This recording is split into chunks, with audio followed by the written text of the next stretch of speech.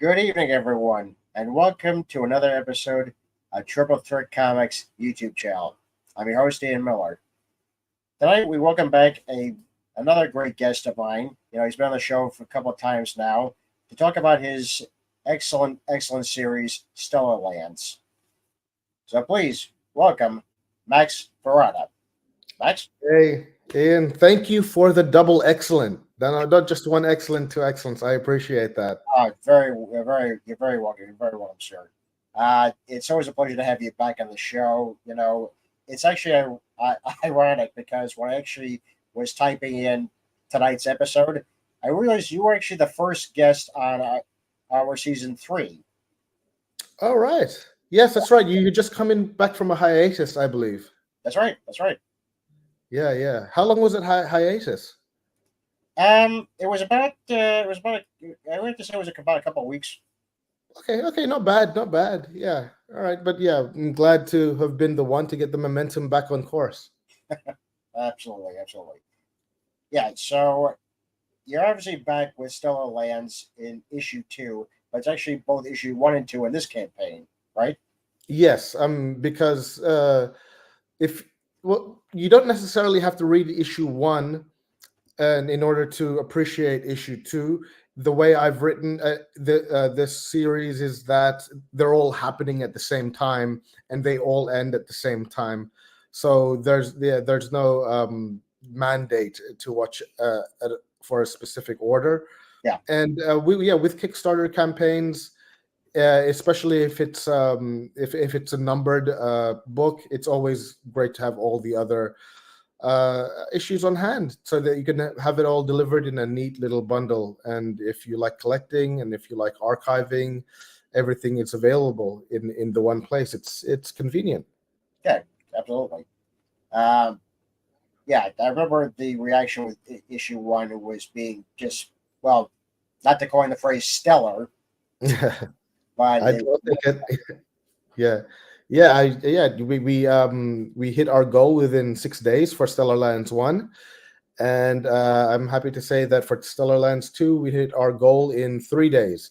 And monetarily, it's definitely motivating, but the numbers I want to see are the number of backers increasing, the number of eyeballs on the book, and I do hope that we get some people pledging and checking us out because it is a good series. It's as much as it's not just superhero thrills and spills, even though I do love those, but there's definitely a density of emotions going on under there. It's more complicated and it'll break your heart. yeah, I just read the second issue because you gave me a preview of that. And Yes, yeah, an advanced copy. Yes. yeah, folks, it's quite something. We can't really talk about much because we'd rather have you buy a copy. Yes. Thank you very much, Ian. That's high praise. But yeah, check it out. Absolutely. So why don't we show them the Kickstarter page? Yes, let's. Okay. So yeah, you're about wow, $1,429. Very nice. Yeah. 52 backers. Only 25 days to go. Yeah. In AUD, that's almost double, which gives you an indication of how the economy is going at the moment. But these guys, Comex, we Yeah. know how to stretch a dollar and we know how to use it to make the most professional comic book that you can find within the constraints. I mean, we're all playing in a sandbox, but these guys, they play in that sandbox well. Yeah. Wow. And yeah, because if we can just linger on this page, if there is a message for the return pledgers, because he supported this, and as you can see, we have had so many great reviews. We had countless great reviews for issue 1, and as a result of pledging for that, you were able to make Stellar Lands 2 happen. Yeah. So thank you. That's incredible. Love the cover again. Yeah. Ben Worrell, our mutual friend Ben Worrell, who was on our show last time. He does the covers for the mains and the internals, and the Stellar Universe is very fortunate to have him. Yeah, absolutely. Ben has done a phenomenal job. The artwork, it's just the whole book is just fantastic. Yeah, thank you very much. I definitely appreciate that. Yeah, Who will enjoy Stellar Lands? One of the things that I love doing as a writer is research. Uh, and one of the things that sort of annoys me, but not too much, about, say, the Star Wars, Star Trek, or the Foundation universes, is that when you go to another planet, it's like going to another neighborhood. The gravity is the same, the sense of time is the same, but that's not the case with interstellar travel. Uh, a minute somewhere could be an hour somewhere else. If you've read what's that Orson Scott Card, Ender's Game, yeah, yeah, you'll see them play very well with that trope. And yeah, as if you love well researched book content, especially films like Interstellar, which plays with time, yeah, you'll definitely love Stellar Lands. And the hosts of this very fine comic book podcast, without my prompting, they said that Ben Worrell's art looks like Ryan Otley, who is the illustrator of Invincible. So yeah, that was and Ben loved that comment. And yeah, again, there was no prompting from me, so yeah, it's definitely there. The similarities are there. And yeah, so if you like Invincible like art, not only will you like Stellar Lands, but you'll like Ben Worrell's work in general. And fans of blankets, I read that when I was like 19, and it broke my heart, and it taught me that the most important thing in any media, any fiction telling media, is emotion. You gotta feel something for it. The images can be pretty, the writing can be erudite and precise, but if you don't feel anything, is it really of personal value to you? So yeah, emotion, and the emotion in blankets, it just takes you out of it. It packs a wall up. yeah, So yeah. yeah. I agree because a lot of the stories that we tend to write are character-driven stories, and we really had to really love the characters, and otherwise we can't really feel the emotions. You can't really Yeah. if you write just the character that's just like okay, you don't really care. No, yeah, that is true, but in a sense, I don't think you need to find the character likable, just interesting, and you care what happens to them. Yeah, Because yeah, I mean, this anti-hero trope that goes on in television, from characters like Tony Soprano to Dexter to Walter White, these are thoroughly despicable characters, but they're yeah, fascinating in their philosophies, and their motivations are relatable. They just happen to go about it in ways that are odious and criminal, but there's a factor of care in there. And if I yeah. gotta mention my favorite anti-hero, it would be Al Swearingen from Deadwood. Good choice. Very good choice. Yeah, love. What's the actor's name? He's getting old now. Um, Ian some. Yeah, his name's Ian. Ian. yeah, Ian something. Yeah. yeah. Ian McShane. Ian McShane. Yes, Ian McShane. Yeah, that's right. I hope to see more of him. Yeah, it was Yeah, great. yeah. I saw him in the John Wick movies. He's always fantastic. All right. Yeah, yeah. Oh, yeah. That's sort of recentish. Yeah. Yeah, that is recent. Yeah, All right. Yeah. So we have two paragraphs here, which just pick up where we left off. Where issue one, like every issue of Stellar Lands, is centers around a war, and it shows you how war ripples out and affects the various strata of society. Issue one showed us how covert missions are conducted, and it followed a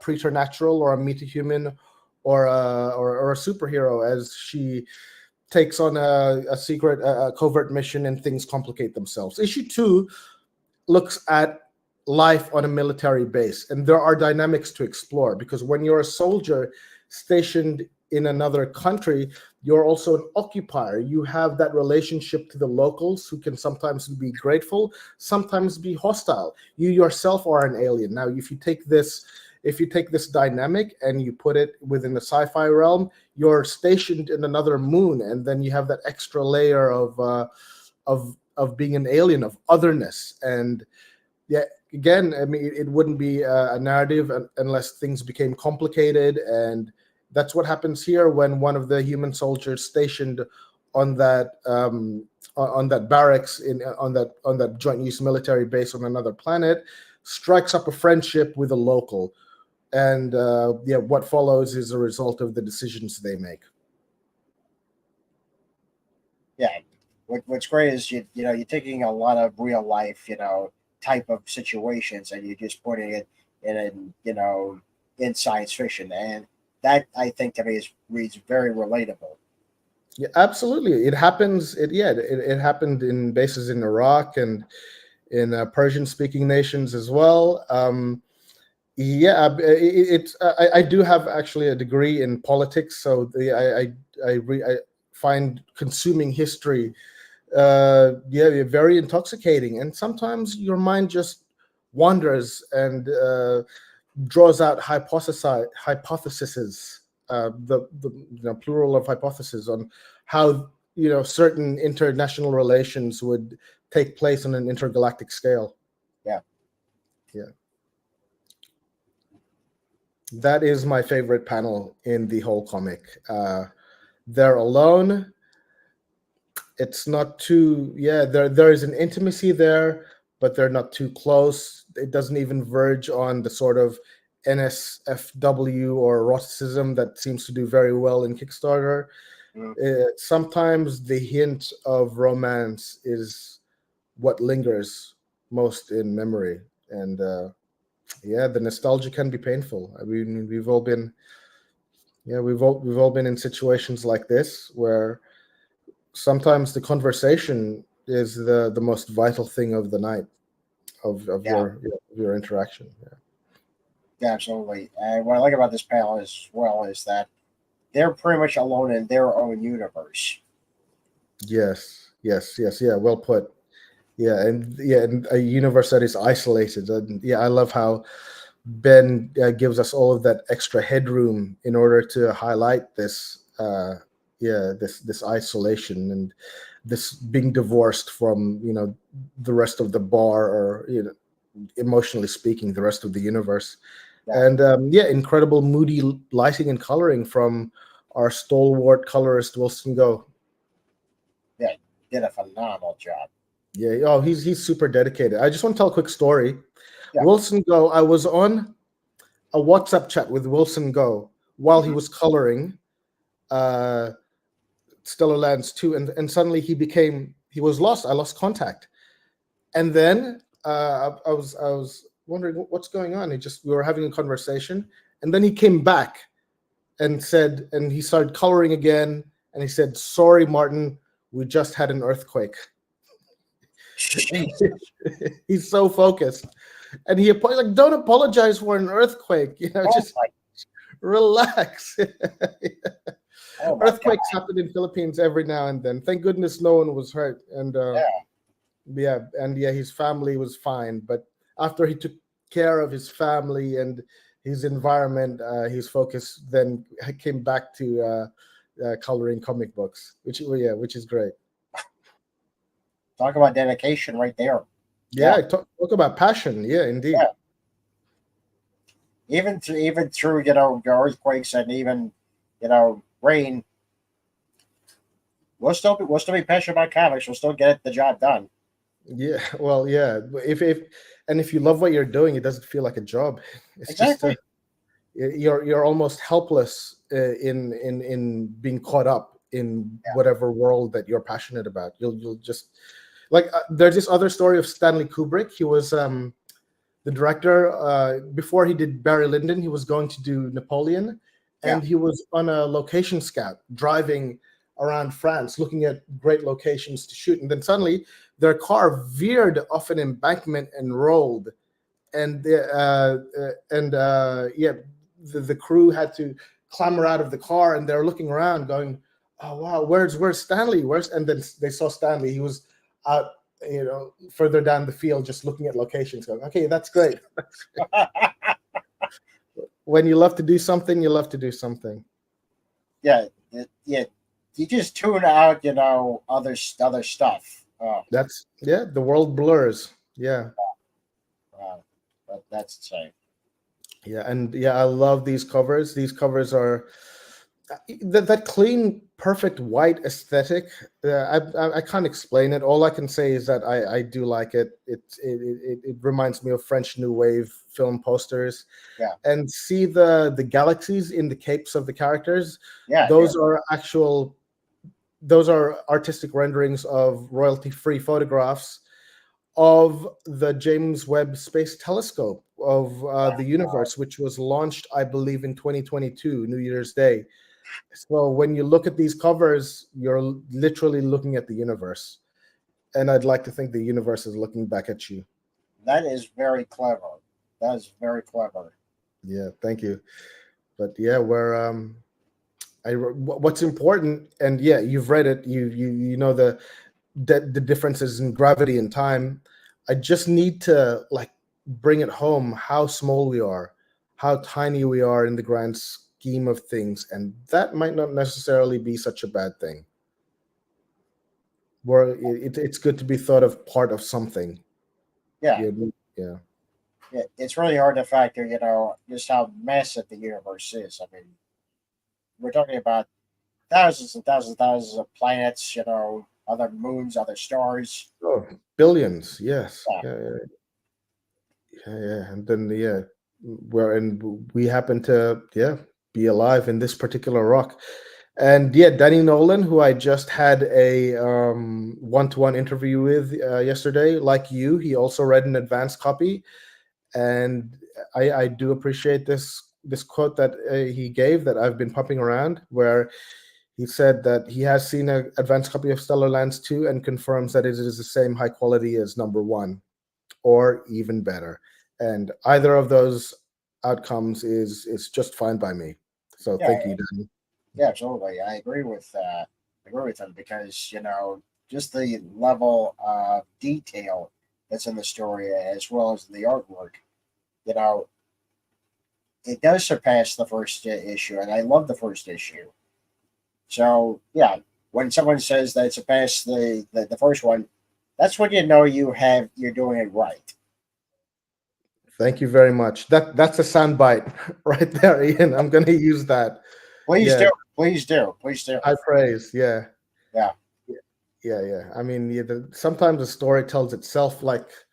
There's a Charles Bukowski quote where he says that if it doesn't come out of you in a flood, don't do it. And that's probably something that you can relate to. This story just came out of me really, really quickly, like a tsunami, like a deluge. It was an incredible feat of rendering. I could almost equate myself not to being a writer, but being a stenographer, to the voices that are just coming out of my head and the scenarios that are just creating itself. You're almost reaching for something and putting it on the page as opposed to creating something from scratch. Yeah.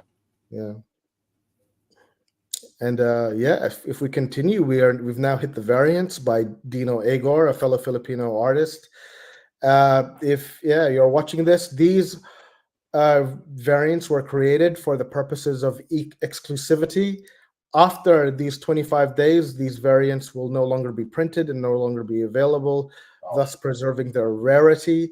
So Comex, my publishers, they really do take their collector's editions very seriously. And if you want to get your hands on these variant covers, this is the campaign to do it, because it won't be available again, maybe in the secondhand market, depending on how many are sold. We've sold quite a few of issue 2, not so much of issue 1, but if you want something unique and rare, these are the variant covers to get. And I just love the emotion that's infused within these pages.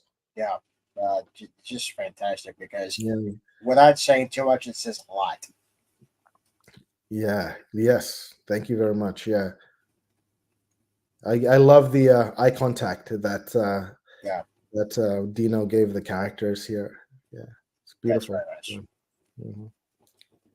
Again, and just for administrative purposes, if you're worried about long fulfillment times, which is the case with a lot of Kickstarters, and can't hold that against them. A lot of these books are still in the development stages when they're funded, but in Stellarland's case, you don't have to worry about that at all. The comic books are already done, as Ian has just seen a close to near final draft, and they will be they will be sent out in less than 2 months. So just long wait times are completely foreign.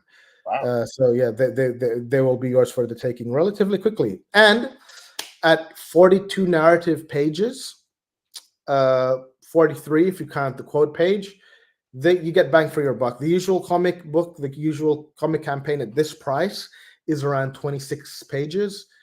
We give you we give you almost double that with 42, and that's not a coincidence.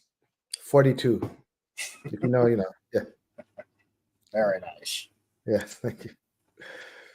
Yep, and yeah, here is the artwork. If we could just skim through that. If you go to the Kickstarter page, you'll see. Yeah, you can have a closer look at the artwork. This is all evidence that we've that the book is done, that we have skin in the game, that the money has been spent, and most importantly, that the story has been told, and the relationship is just waiting to be closed with pledgers, getting their hands on copies. Yeah, Yeah. this is stunning artwork, and wow. Yeah, I love that Ben and I have been able to cultivate this two issue relationship. Hopefully it expands. When I keep telling the story, but when I advertised for artist on a Facebook page in Australia, I got inundated. That's the thing. If you're a paying writer and you advertise for if you advertise for an artist or an illustrator, your DM will be flooded. You will get so many applications, hundreds and thousands. Yeah, Number one was Ben. I could have just called it a day. He was the first person to apply, but you want to do your due diligence and look over all of the other portfolios and applications on offer, and it took me 3 months to get through all of them. If I just went with Ben immediately, it would have taken me literally 5-10 minutes. But that's sometimes how life is. You run a marathon in order to just cross the road. yeah, absolutely. Yeah. Wow. Fantastic, really fantastic. Yeah, the coloring and I get I'm kind of new to comic books. Stellarlands 1 was my first comic book, which was published last year, and which I wrote the year before that. But I believe the panel work is what you call gutter work, the borders. So yeah, the gutter work is very neat, I have to say, without being too clinical. There is a certain charm about it. Yeah. Yes, and a lot of the panels are sequential as well. Like the top three, like there's movement. There's no movement in comic books, obviously, but this is my attempt to infuse like these sequential panels, like where the framing is the same, but the choreography is different in order to simulate movement. That's the closest we can get to movement on the page, and I think it works very well. Yeah, it really does. It's really like it's very cinematic. You're taking a shot from a movie. You're zooming out, you're zooming out, you're zooming out, and you're seeing just how big the scene actually is. Yes, page 1 of Watchmen. You're looking at a smiley face with red juice on it. We don't know what it is. Yeah. Back, you're actually on a sidewalk with a chalk outline, and pull back, and then you're on top of a building. Back, you're inside a window looking out of the building. It's beautiful. amazing. Watchmen is still influencing artists and It's up writers. there. Yes, Yeah. It's a shame that Alan Moore doesn't watch his adaptations. I mean, might be surprised, but I thought the live action was very decent, and I'm looking forward to the animated. Oh, so am I. Yeah. Oh, the comments have been awful though. They've just been. I mean, come on, let's just enjoy it. Yeah, but it's good to know that you're one of the people who's looking forward to it as well. So yeah, Well, it's always interesting to see a different, perspective or different, take on it, on the property. So yeah, yeah, I'm interested. yeah, and yeah, this one would the animation would probably be the closest to Alan Moore's vision. Yeah, Yeah, I have to say. so Yeah. So yeah, definitely looking forward to it. yeah, All right, and yep, my creative mandate, the principles. You will never see the words "to be continued" on a Stellarlands book. Each book is a complete story. I mean, yes, it's part of a series where things connect and everything collides in the end. But for each individual story, there is no particular order that you have to read it, and there's Aristotelian iterations there. There's a beginning, there's a middle, and there's an end and a conclusion, which will evoke emotion. Some of you might find satisfying, others might be particularly troubled. I mean, Stellar Lands 1 did have one bad review. I mean, we had countless good reviews, but the one bad review from Triple G, not Triple G Comics, but a guest on Triple G Comics, which is a podcast in the UK, was someone who seemed to be expressing more their emotional reaction to the ending, not necessarily the book itself. They didn't like how the ending made them feel, and I'm not entirely sure that could be interpreted or construed as a negative review, even though it came out like that. But yeah, it's one of the negative reviews I'm happy with. yeah, because if a fan is having a strong reaction, to ending, especially emotional one, then I think you've done your job pretty well. Yeah, Because they felt something. Yeah. So So, I would take it as a positive, that as a reaction. Yeah, absolutely. yeah. Yep. Let's get And on yep, the characters. here are the characters: Cal and Mkali, who are denizen. Oh, well, that's the Kaladin is the human soldier stationed in a lunar military camp, and Mkali is the local with whom he strikes up a friendship or a relationship. And the blurbs here, I thought I could have written character descriptions, but why don't I just write characters speaking as themselves? Do a little creativity there. And if you go down, and you'll see the sort of comic book character. When I say comic book, I mean comic relief character, Delroy. Look what he says. Hey, I'm Delroy. Where are the blue girls at? Because he likes them blue girls. Yeah. And Bolero is my take on what a aged superhero would be. They'd still be capable.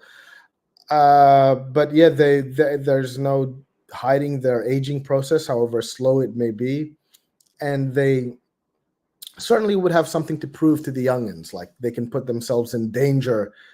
As a sort of compensatory instinct for getting older, and I think we'll all be guilty of that at some stage.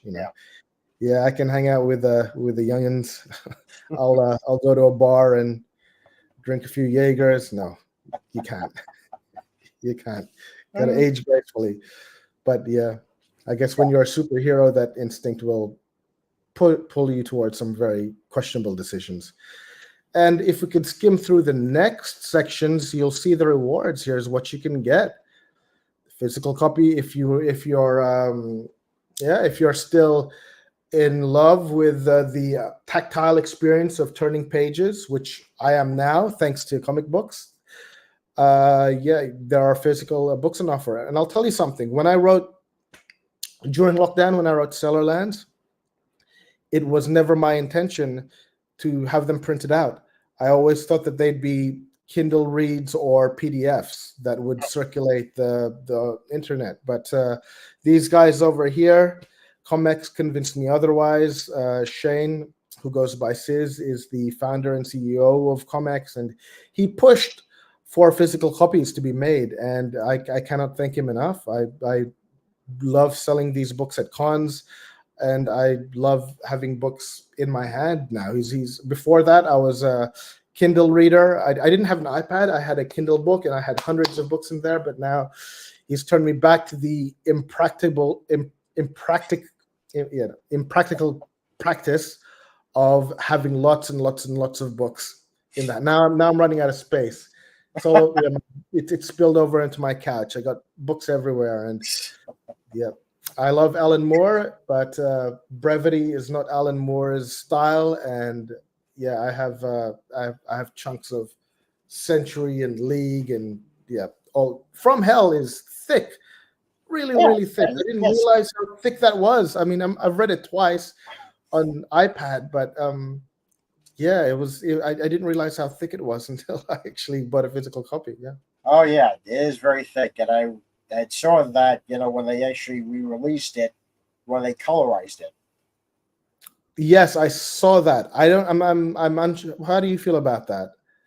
I actually prefer black and white because Yes. the amount of red that they must have had their print, it probably cost a lot, to have that printed. So I was like, no, this is better suited for black and white Yes. because at least even though what's happened, it's horrible, it looks too interesting. When I find it was in color, it's just too gory. Right. Yeah. Almost exploitative. Yes. Yeah, exactly. Yeah. There was a certain romanticism to the black and white. Yeah, there is. And here you can buy the both physical copies in a bundle. And if we can go down even more, this is when we hit the variants page. I keep on emphasizing this. You will not be able to get these variants again. This is the only time to order prints of it. After this, they will be discontinued, thus preserving their rarity. So get your variants now, and these are gorgeous variants. I really love how they turned out. Yeah. Get on it, guys. Get on it quick before Yep. time runs out. Yep. You got 25 days, and yeah. So yep, the variants here, the two variants that you can get as a bundle. And if you like, can you are you able to play the video quickly? Let me try. Hold on. Yeah, there you are. Here it is. This is what a foil cover looks like that thickish metallic veneer, which usually I'm not a fan of, but in sci-fi it makes sense. It works. It absolutely works. Yeah. And here you have the foil covers, and if you go down further, which is even more rare, you get the foil variants, which would look even better. Wow. So yeah, they're a little more expensive, but the shipping is the same, and you'll get assured rarity with these prints. Yeah, totally worth it. Yes. Wow. And if you're if rare isn't good enough for you, and maybe you want to have unique, maybe you want to have custom, and if you go down, you'll see Ben Worrell's custom artwork. You just describe what you want, and Ben will draw it. And yes, it's quite a bit of money, but that is the price for uniqueness, for one of a kindness. Yeah. And I mean, it's not color, or else it'll take forever. But it's the black and whites are gorgeous in their own right, as we just spoke with From Hell. So I mean, these are usually for for the Kickstarter big spenders, who are more concerned with bespoke material, and you should always have something for them. Yeah. Even though their selling point is quite rare, but there is a custom facet to the artwork that is available.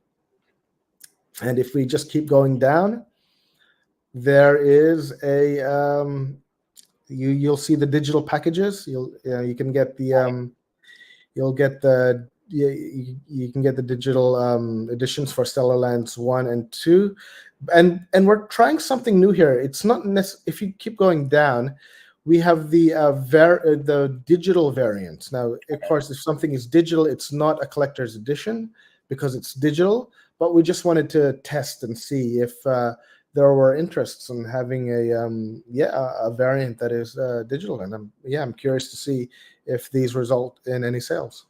Well, here's hoping. Yeah. Personally, I rather have the physical, physical comics. Yeah.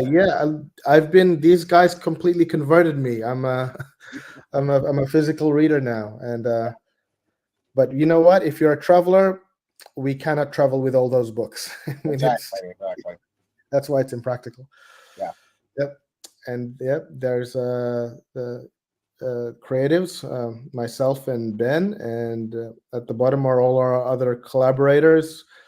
Yeah, Wilson, SK, Katrina, Amalia, a decidedly international team, as we discovered last night. We have two people. We have two contributors from the Philippines, one from Argentina. Wow. Katrina and Ben are from America, and myself and Peter, who's the graphic designer, we're based in Australia. So yeah, it's where else will you find a media where everyone's contributions can just converge from different parts of the globe and be very visible? With film, the army needs to be in one place. Yeah. But with comic books, the army can be wherever they need to be. Exactly. And the talent pool, never gets small. And here is our stretch goals. We have these incredible bookmarks. I think they look great, and I think you will need bookmarks with how big the issues are going to be. So that's going to be our first stretch goal. And we skimmed past it, but everybody who the first goal, we've hit our goal already. Anybody who pledges, unless otherwise requested, will get a mention in the special thanks page, as was the case last time. Wow. So because we at ComX, we know how to express gratitude, and I know we wouldn't be here without you. So thank you all. Very nice, guys. Very nice. And I think we could just end the thing there, because at the bottom it's just the regular risks, and that's the same with every campaign. So I hope you like that. Oh, and we didn't mention that we got a Projects We Love badge. I don't know what the criteria is, but that is a testament to these guys at ComX. They got 3 Projects We Love badges this year with ComX Presents, with Foes, and now with Stellarlands. So thank you, Kickstarter overseers, Kickstarter overlords. I don't know how you pick it, but I'm glad to have been chosen. So thank you. That is fantastic. That really is fantastic. This is you guys are off to a great start with this campaign, and you got 25 days left. I think it's definitely going to be, it's going to be fully funded, and people are just going to love issue 2. I know I did. So yeah. Thank you very much, Ian, and thank you for reading the book. I'm glad that you did. Everyone who I gave the book to has read it before our interviews, and that's very encouraging. So thank you. Oh, you're very welcome. Yeah, even just reading it, it's a huge gesture. Yeah, exactly. So obviously, we've talked about this before, playing for 8 issues and all of that. When do you think you're going to start working on issue 3? Yeah, writing it at least. Oh, all issues have been written. They were written, all 8 issues were written very, very quickly. I mean, Charles Bukowski, if it doesn't come out of you in a flood, don't let it come out. But yes, it all came out in a flood. Ben and I have already started work on issue 3. Not just because of assurances of from this Kickstarter, but we've been selling quite well. I mean, in our physical copies in New South Wales, at least, have all sold out during during certain convention runs, and we've been getting some like small but encouraging sales on Kindle as well.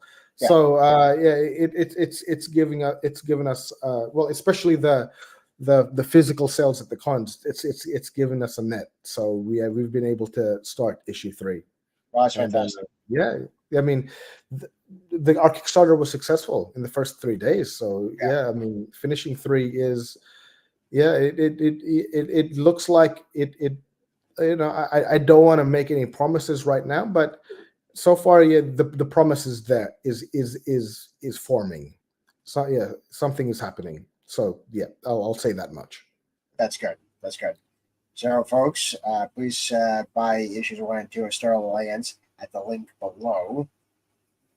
Yes. Well, we do have a vanity link called STELLARLANDS.comx.studio.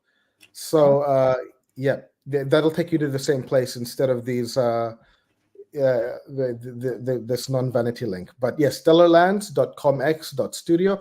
Or if you're like a Kickstarter surfer, you just like surfing Kickstarter, just look up Stellar Lands. As far as I know, we're the only Stellar Lands there, and you'll see us. Make a pledge, be part of this universe, help bring it to life.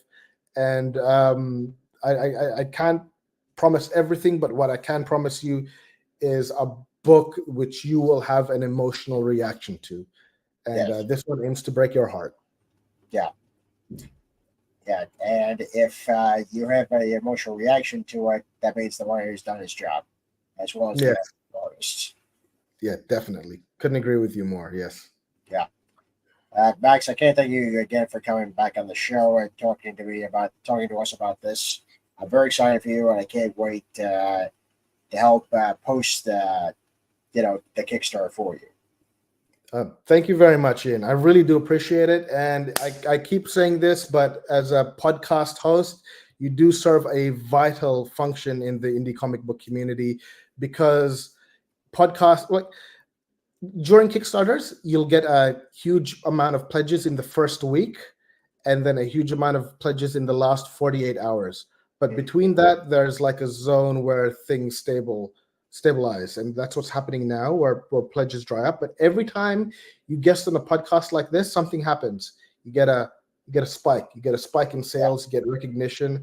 There aren't enough of you guys. There aren't enough podcasts around. So if you're watching this and you're thinking of creating a podcast, please do so. And if you're a comic book creator with a Kickstarter, wondering how you can get over that dead zone, that valley, go find a podcast, go guest, go get your name and your voice out there, because people are more likely to pledge if they can put a face and a voice to a project. Yeah.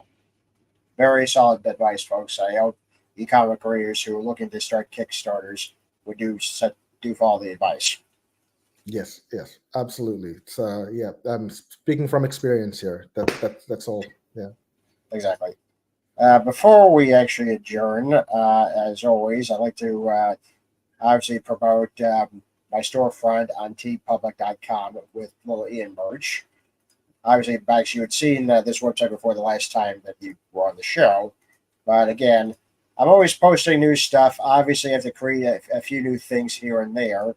But yeah, there's my character, little Ian, and of course, some Codename Hunter, my other comic series merchandise, as well as the Triple Threat Comics logo. You get this in t-shirts, coffee mugs, ball caps now, pillows, wall art, the works. Yeah. It looks good. Yeah. I especially like the detective with a hamper. Yes. It's very moody. Yeah. So check that out again at the link below. And of course, if you like to find us on YouTube, there's a link below, or just type in Triple Threat Comics YouTube channel in YouTube. And as always, hit the like button and subscribe. All right. Thank you very much, Ian. Thank you very much, Max. And folks, this is E. Miller. I'll see you next time. Have a good night.